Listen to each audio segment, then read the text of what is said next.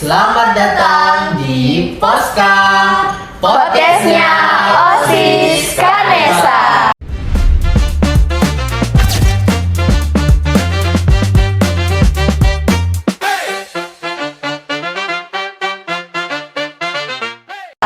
Bersama saya Charles dan saya Evan sebagai host. Kali ini kita bakal bahas seputar SNBP nih, yang pastinya lagi jadi perhatian banyak siswa, terutama siswa kelas 12 di SMK Negeri 1 Kepanjen.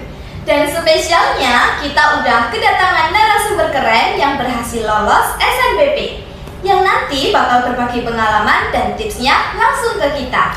Sebelum mulai, kita kenalan dulu yuk sama narasumber kita hari ini. Halo Kak, boleh kenalan diri dulu? Mulai dari nama, kelas, diterima di kampus mana, dan ngambil jurusan apa nih?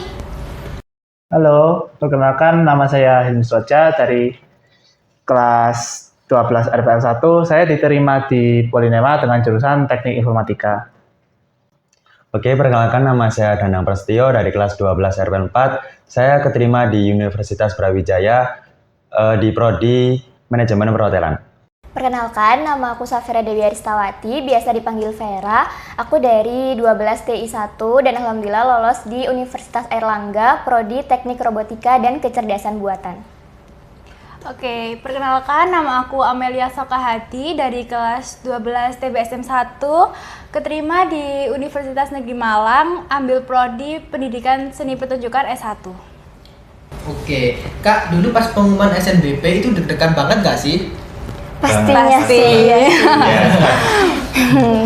Kalian nyangka nggak itu bakal lolos gitu? Atau bahkan emang udah percaya diri kalau bakal lolos? Wah, jujur sih enggak. Pertamanya tuh kayak kira-kira bisa nggak ya? Soalnya kan aku nembak PTN yang lumayan agak. Iya.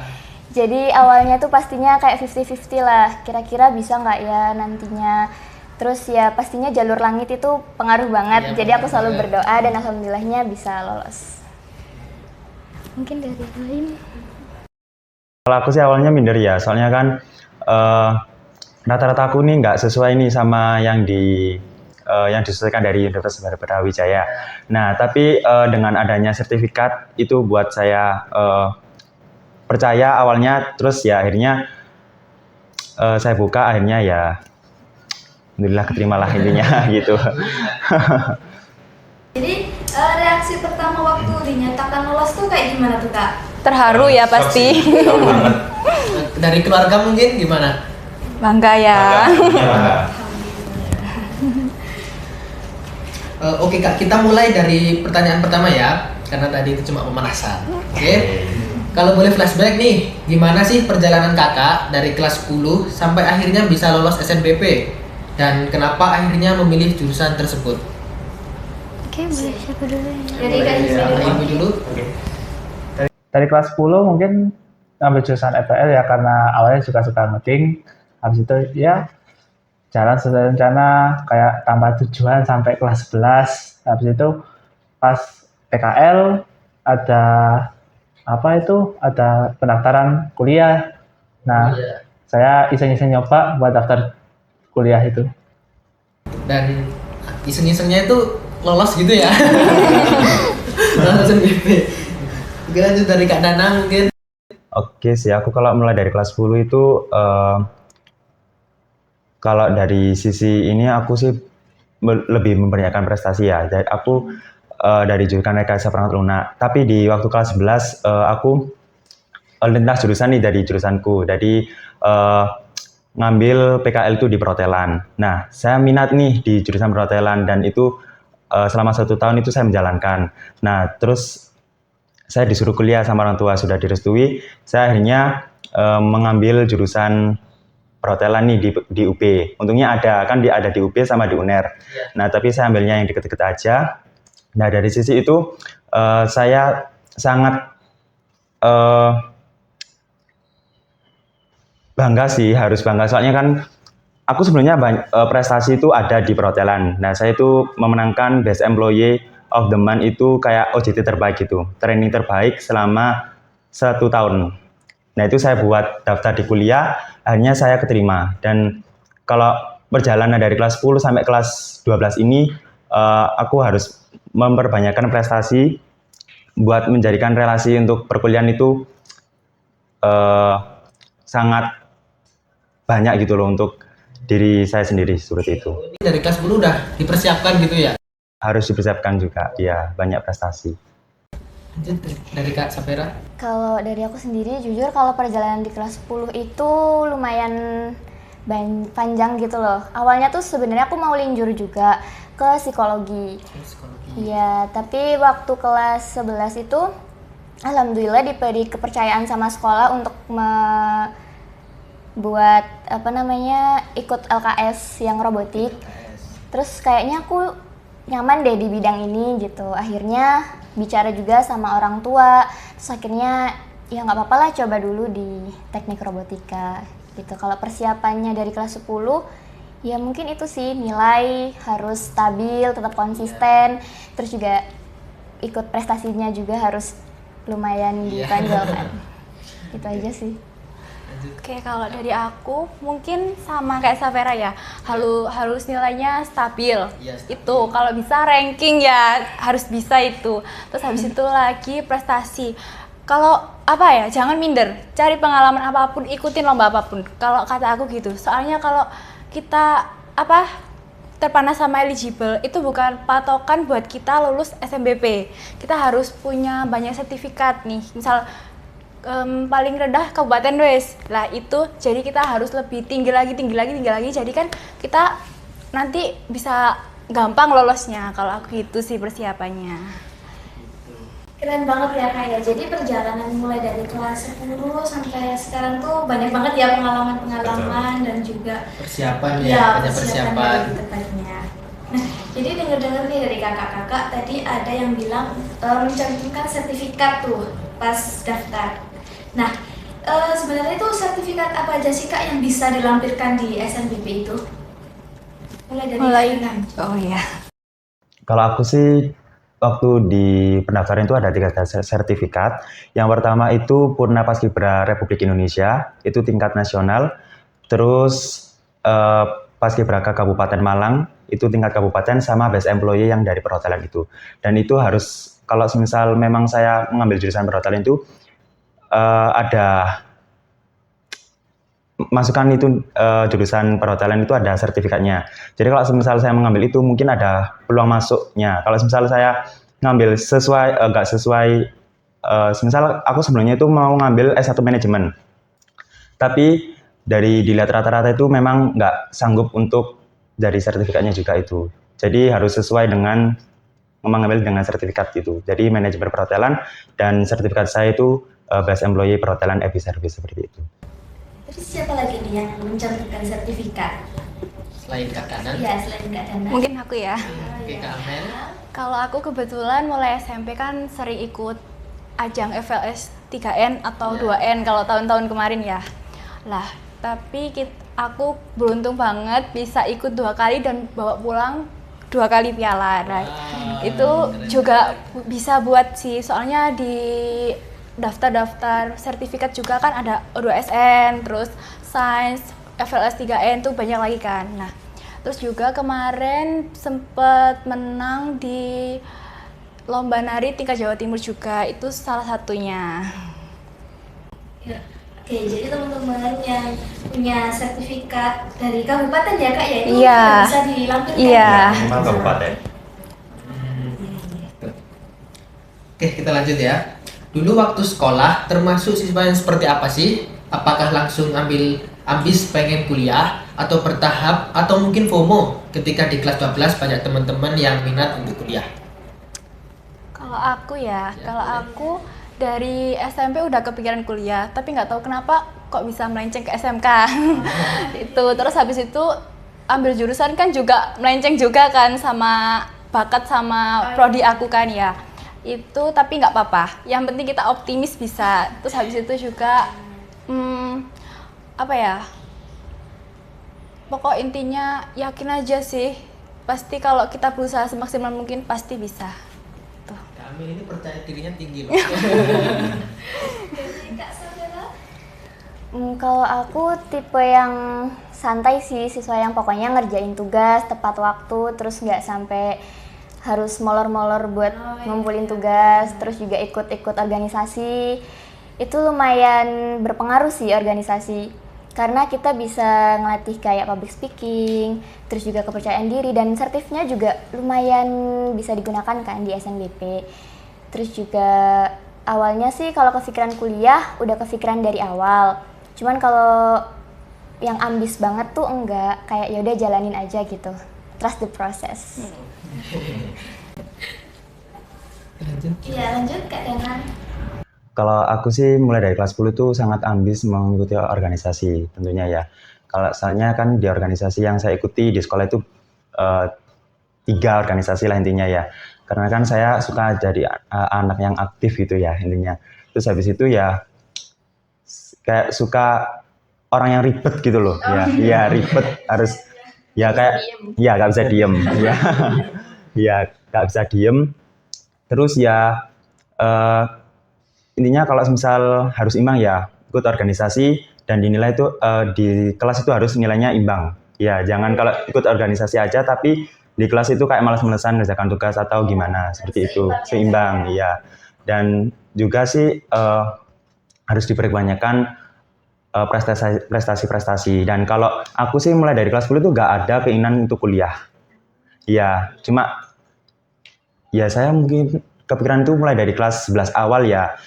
Dan itu ada restu dari orang tua, disuruh kuliah gitu. Terus akhirnya saya punya kepikiran yang lebih besar, kuliah aja lah intinya gitu. Dan banyak prestasi ya mungkin peluangnya lebih banyak untuk diterima gitu.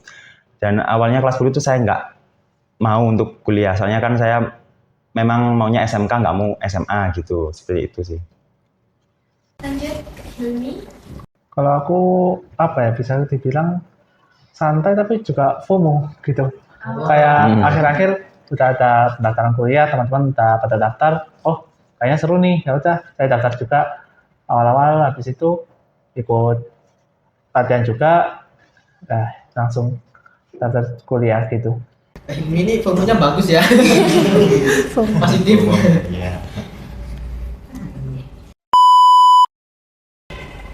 Nah Kak, kita tuh sering banget denger soal status eligible. Tadi juga udah sempat dibahas sedikit ya. Nah, sebenarnya itu seberapa besar pengaruh ke peluang lolos SNBP menurut Kakak nih? Kalau menurut aku itu 40 sampai 50%. Kalau aku kan sastra ya, fakultas sastra. Itu seni kalau pastinya harus ada portofolio sih dari seni yang dituju juga ya. Otomatis harus punya sertifikat juga lah. Mungkin kalau di fakultas lain penting ya, tapi menurut aku di fakultas aku itu 50-50 sih. Mungkin kalau kakaknya? Mungkin kalau dari aku, eligible tuh penting banget sih. Karena kan kalau kita nggak masuk di eligible tuh kita udah otomatis nggak bisa daftar di SNBP kan. Jadi eligible itu adalah syarat utama kita bisa daftar di SNBP. Nah kalau di universitas aku sendiri tuh udah terkenal banget kalau dia mandang eligible. Tapi bukan berarti kalau kita eligible-nya itu rank kayak udah 30 ke atas nggak pede. Kita tetap harus pede dong. Karena yang dilihat kan bukan cuma rankingnya kan, dari ada nilai, terus juga nilai yang mendukung dari prodi tersebut, sertifikat yang selinear juga pastinya dibutuhkan, gitu sih. Kalau aku sih mungkin 30% ya. Terus untuk 17%-nya itu harus diimbang sama sertifikat. Kalau di unitku harus sertifikatnya itu lebih banyak. Yang mana sertifikatnya? Karena di sini. Dari Kak Hilmi? Kalau universitasku mungkin sama kayak Safera, itu siswa yang eligible bakal diprioritaskan. Sama mungkin kayak penambahan kayak sertifikat sama beberapa nilai dari semester 1 sampai semester 5 itu juga jadi patokan buat nanti diterima di universitas tersebut. Jadi beda-beda ya Kak ya, tergantung universitasnya juga ya? Iya, betul. Pastinya. Tanya. Oke, selanjutnya, apa tantangan terbesar yang dihadapi selama mempersiapkan SNBP? Kalau dari Siapa aku, dulu nih? Oh, ya. kalau dari aku mungkin tantangan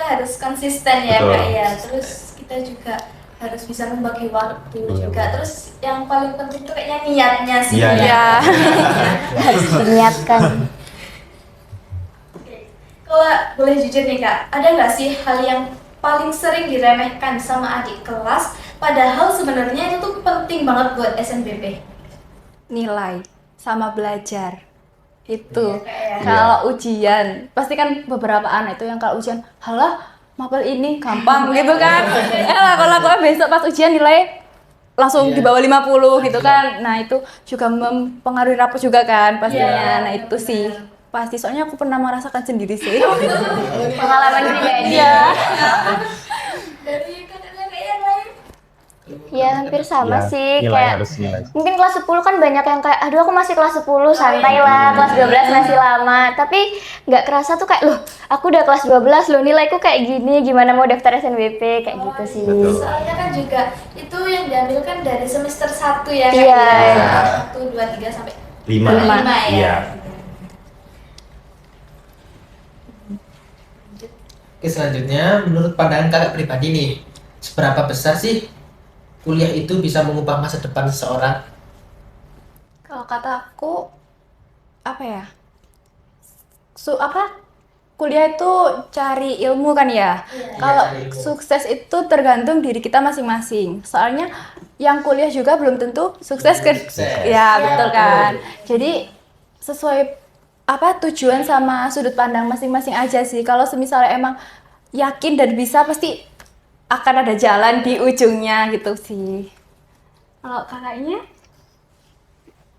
Kalau dari aku sih, template sekali kata-katanya. Kalau dari aku sih mungkin kuliah kan bukan cuma cari gelar aja kan. Iya. Tapi kita nyari buat upgrade skill, upgrade ilmu, terus juga nyari relasi. Nah relasi ini penting banget buat di dunia kerja pastinya. Betul. Jadi kalau kita cuman mengandalkan SMK aja, mungkin relasinya juga sempit gitu kan. Cuman ya udah satu SMK. Kalau di kuliah kan kita bisa kenal sama teman-teman satu Indonesia kan. Jadi relasinya Iya. tuh lebih luas. Terus juga menambah pengalaman juga. Iya, Jadi ya, mindset juga ya, Kak, ya. iya betul sekali. Jadi mungkin lumayan penting. Sebelum lanjut nih mungkin dari Kak Danang sama Kak Himi mau menambahkan? Cukup sih. Cukup Iya. ya. Kita lanjut ya Kak ya. buat adik-adik yang mungkin merasa dirinya itu biasa aja dan kurang pede nih buat lolos SNBP, kira-kira apa pesan dari kakak-kakak nih? Kak Amel mungkin kan percaya dirinya tinggi. Sangat percaya diri. Apa ya? Itu harus berpikir dari jauh mau ambil apa, terus mau lanjutnya kemana, terus juga harus tahu mulai kan nih kalau SMP kan mungkin masih bimbang kan ya. Nah, kalau SMK mungkin harus udah tahu jati dirinya tuh di mana, bakatnya di mana gitu kan ya. Jadi nanti kalau udah kelas 11 apalagi kelas 11 pasti ada PKL. Nah, itu kan pasti kan pasti ada apa namanya kayak kehasut enak kerja kayak gitu kan, bimbang pasti. Nah, itu nanti harus punya pikiran yang benar-benar stabil sih buat memikirkan ke depannya gimana. Jadi gitu sih kalau kata aku. Nanti harus disiapkan mateng-mateng gitu. Iya. Dipikirkan bener-bener. Ain mungkin Kalau menurut aku sih mulai untuk mempersiapkan untuk adik-adik ya tentunya ya. Iya. Mulai dari kelas 10 sampai kelas 11 itu harus memperbanyak prestasi dan juga nilai harus konsisten dengan mungkin mau ngambil jurusan apa gitu ya, harus konsisten juga. Jangan sampai lintas jurusan intinya. Iya, kalau lintas jurusan memang susah untuk masuk di peluangnya seperti itu. Dan juga harus banyak memperbanyak nilai yang lebih bagus tentunya.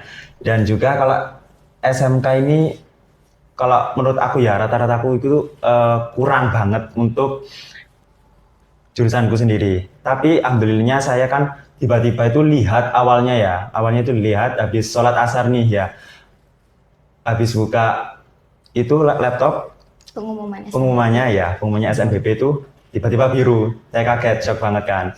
Dan itu ternyata harus diimbangi sama prestasi juga. Memang nilai kurang dan itu harus diimbang sama prestasi itu sih kalau menurutku. Jadi setidaknya kalau misalkan kita kurang di akademiknya, kita Ya, harus bisa di non-akademik, non-akademiknya. betul. Ya. udah mungkin ada yang mau nambahkan? Sudah Oke. cukup, boleh lanjut. Kita lanjut ke pertanyaan selanjutnya ya. Oke, lanjut ke pertanyaan selanjutnya ya. Kenapa memilih untuk melanjutkan ke perguruan tinggi dibanding langsung kerja? Apalagi kita sebagai siswa SMK sudah memiliki kompetensi nih bila langsung bekerja. Dari siapa dulu Kita dulu, nih? Bi. Jadi karena alasan saya milih kuliah karena saya merasa kalau kompetensi saya di bidang ini itu masih kurang. Kayak bahkan untuk yang kayak eksternal kayak di luar jurusan saya kayak public speaking atau apa itu masih kurang banget. Nah, jadi itu saya milih kuliah buat upgrade skill itu sama juga buat cari-cari tambahan gitu, informasi gitu. Berarti ingin mendalami ilmunya ya kak ya? Iya. Selanjutnya mungkin Kalau aku ya, Amel. kalau aku kan ambil pendidikan seni pertunjukan lah.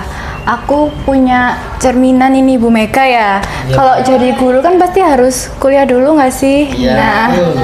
terus juga mungkin itu sih motivasi aku jadi optimis kuliah. Jadi kayak inspirasi Role model, Iya. Kalau dari aku, kan kalau SMK tuh pembelajarannya lebih luas kan. Iya. ya. Supaya aku bisa upgrade skill di robotika, jadi harus kuliah. Jadinya harus menambah wawasan juga. Dan kalau kuliah kan pembelajarannya lebih mengerucut lagi dan fokus kepada satu bidang itu kan. Nah nanti di dunia kerja pastinya lebih dibutuhkan kayak wah ini lebih kompeten kayak gitu. Iya. Kalau menurut aku sih, aku dulu itu memang nggak ingin kuliah ya, tapi akhirnya saya ingin kuliah dan saya sebenarnya kan lintas jurusan nih ya dari RPL ke perhotelan. Nah saya ingin melanjutkan yang di perhotelan ini. Dikarenakan apa? Saya memang minat ya tentunya dan ambilnya di Universitas Brawijaya itu ada manajemen perhotelan dan itu di 4 itu lebih banyak teori daripada banyak prakteknya daripada teorinya dan saya memang ingin mendalami nanti ya intinya mendalami pekerjaan ya tentunya ya pekerjaan dan sekarang kalau kerja itu banyak yang memandang gelar ya. Iya, ya gelar ya mungkin ini anak SMK atau ya kuliah gitu, ya seperti itu sih. Oke Kak, jadi apa pesan terakhir yang dapat disampaikan agar adik kelas tuh berani melangkah lebih jauh? Atau mungkin tips untuk adik kelas yang bertentangan nih dengan orang tua, seperti orang tuanya itu ingin setelah lulus SMK anaknya langsung bekerja, tetapi anaknya sangat ingin melanjutkan ke perguruan tinggi. Siapa dulu nih? Dari Hilmi dulu boleh? Mungkin sama. Saran saya kalau misalnya yang adik kelas masih takut, ya cuma jangan takut aja. Misal KPT kalau nilaiku gini-gini, kayak nilai masih kurang apa-apa, tingkatin aja. Meskipun kayak dikit-dikit, kayak naiknya cuma seberapa, nggak apa-apa. Sama perbanyak prestasi. Nah, sementara kalau untuk orang tua yang nggak setuju, itu apa ya? Yakinkan orang tua. Misal, Pak, Bu, saya yakin kalau misalnya kuliah ini juga saya bisa sambil kerja juga, bisa cari koneksi kerja, saya bisa menjadi lebih baik. Bahkan kalau bisa, saya bisa kerja di luar negeri, bisa membiayai hidup keluarga. Nah, jadi kayak gitu, meyakinkan orang tua agar bisa masuk kuliah. Jadi kita harus bisa ya Kak ya, untuk meyakinkan orang tua kalau kita tuh bisa. Iya, kalau bisa, kalau mau ya, cari yang kuliah yang jauh dari keluarga, merantau kayak gitu, biar nanti kalau misalnya setahun 2 tahun keluarganya bisa lihat, oh ini anak saya udah bisa ngurus diri sendiri, udah bisa mandiri. Nah, orang tua biar bisa yakin gitu. Safera nih, saya penasaran nih sama Safera. Kalau pesannya buat adik-adik sih jangan takut bermimpi ya. Jangan kayak aku nggak pede, aku nggak bisa, aku kurang mampu. Karena kita belum mencoba tapi udah minder duluan. Jadi harus tetap mencoba, berusaha, dan jangan pantang menyerah gitu. Kalau untuk gimana caranya supaya meyakinkan orang tua, jadi awalnya aku sebenarnya juga nggak diperbolehkan untuk kuliah. Jadi kayak kerja aja lah gitu. Tapi aku meyakinkan lewat aku cari-cari informasi beasiswa yang di luar KIP. Jadi cari-cari informasi, terus ada tes-tes kayak gitu kan, dan alhamdulillahnya bisa lolos, dan akhirnya orang tua aku kayak oh iya boleh gitu, mengizinkan karena memang sudah di cover dari beasiswanya untuk pembayaran dan lain-lain. Terus juga aku membuktikan dengan prestasi-prestasi pastinya. Akhirnya orang tua kayak menyetujui dan meridoi lah untuk aku bisa lanjut kuliah kayak gitu. Jadi kita tuh memang harus ada usahanya ya. Bener banget. Kalau cuma niat aja tapi nggak dikerjain kan kayak percuma gitu. Contohnya kayak cari beasiswa, terus Iya. juga sering ikut lomba-lomba kayak gitu, prestasi-prestasinya. Selanjutnya mungkin yang mau menambahkan, Cukup sih. Danang? Kalau menurut aku sih ya, mungkin untuk adik-adik harus mempertimbangkan nilainya juga ya. Jangan malas-malasan untuk mengerjakan. Mungkin kalau misalnya ada tugas mungkin harus dikerjakan. Biar itu nilainya untuk nambah mungkin buat nilai tambah ujian sekolah itu atau UKK. Habis itu memperbanyak sertifikat tentunya ya. Mungkin lomba-lomba dari sekolah atau dari luar sekolah itu harus, mungkin kalau misal dengan passionnya itu diikutin aja. Terus kalau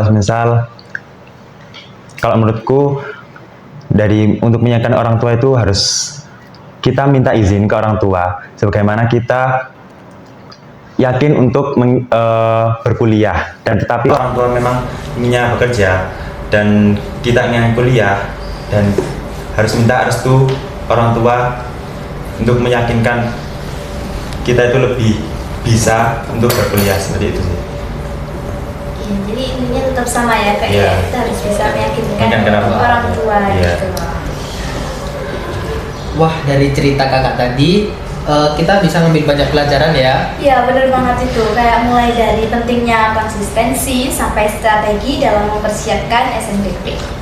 Nah, terima kasih banyak untuk Kak Safera, Kak Danang, Kak Amel, dan juga Kak Hilmi yang sudah berbagi cerita dan tips yang sangat bermanfaat hari ini. Semoga apa yang dibagikan bisa membantu teman-teman semua yang akan berjuang di SNBP tahun depan. Amin. Jangan lupa terus pantengin media sosial OSIS Kanesa untuk konten menarik lainnya. Saya Charles. Dan saya Evan. Sampai jumpa di lain waktu.